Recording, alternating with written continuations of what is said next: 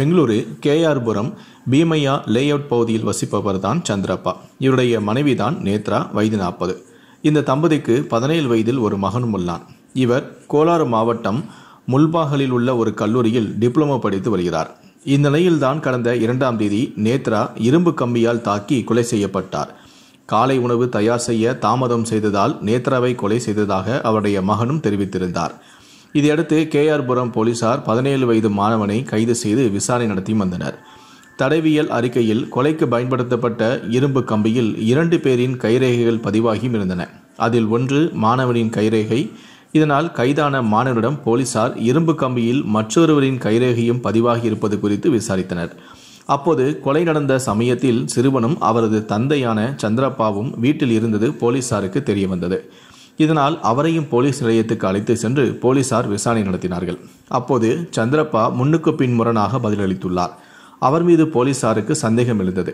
இதையடுத்து சந்திரப்பாவிடம் போலீசார் நடத்திய கிடுக்குப்பிடி விசாரணையில் பல்வேறு அதிர்ச்சி திடுக்கிடும் தகவல்கள் தெரிய வந்தது.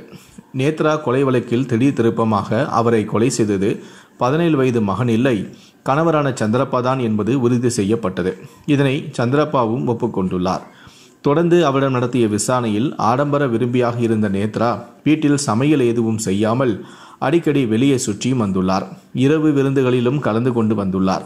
இதனால் நேத்ராவுக்கு வேறொருடன் தொடர்பு இருக்கலாம் என சந்தேகித்து அவரிடம் சந்திரப்பா அடிக்கடி தகராறு செய்து வந்துள்ளார். இந்த நிலையில்தான் சம்பவத்தன்று சமையல் செய்ய தாமதமானது குறித்து நேத்ராவுக்கும் அவருடைய மகனுக்கும் தகராறு ஏற்பட்டுள்ளது. அப்போது இரும்பு கம்பியால் நேத்ராவை அவரது மகன் முதலில் தாக்கியுள்ளார்.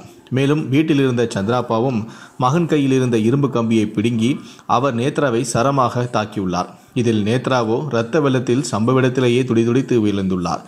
இதனால் அதிர்ச்சியடைந்த சந்திரப்பா மகனிடம் சென்று, உனக்கு 17 வயது தான் ஆகிறது, உன் மீது கொலை வழக்கு பதிவு செய்தாலும் குறைவான சிறை தண்டனை தான் கிடைக்கும், எனவே கொலையை நீ செய்ததாக ஒப்புக்கொள்ளும்படி திட்டம் தீட்டியும் கொடுத்திருக்கிறார். தந்தை கூறியபடி 17 வயது மாணவனும் போலீசாருக்கு போன் செய்து தாயை கொலை செய்து விட்டதாக கூறி போலீசில் சரணடைந்துள்ளார். அவரிடம் விசாரித்த போது கல்லூரிக்கு செல்ல காலை உணவு தயார் செய்து கொடுக்கும்படி தாயிடம் தெரிவித்ததாகவும், ஆனால் காலை உணவு தயார் செய்ய மறுத்ததுடன் என்னை மோசமாக திட்டியதாகவும், நீ எனக்கு மகனே இல்லை என்று சொன்னதால் ஆத்திரமடைந்து இரும்பு கம்பியால் அவரை அடித்து கொண்டதாகவும் அவர் போலீசாரிடம் வாக்குமூலமாக அளித்துள்ளார். தற்போது போலீசார் நடத்திய இந்த தீவிரமான விசாரணையில் மனைவி கொலைக்கு காரணமாக இருந்த கணவரான சந்திரப்பாவே போலீசில் சிக்கியுள்ளார். இதையடுத்து கேஆர்புரம் போலீசார் சந்திரப்பாவை கைதும் செய்துள்ளனர். மேலும் அவரிடம் தற்போது தீவிரமான விசாரணை நடத்தியும் வருகிறார்கள். தாயை கொன்ற மகனின் வழக்கில் தற்போது திடீர் திருப்பமாக கணவனே மனைவியை கொன்றது அம்பலமாகி இருக்கிறது. இந்த வீடியோவை பற்றிய உங்களுடைய கருத்துக்களை கீழே இருக்கக்கூடிய கமெண்ட் செக்ஷனில் மறக்காமல் சொல்லுங்கள். நன்றி, வணக்கம்.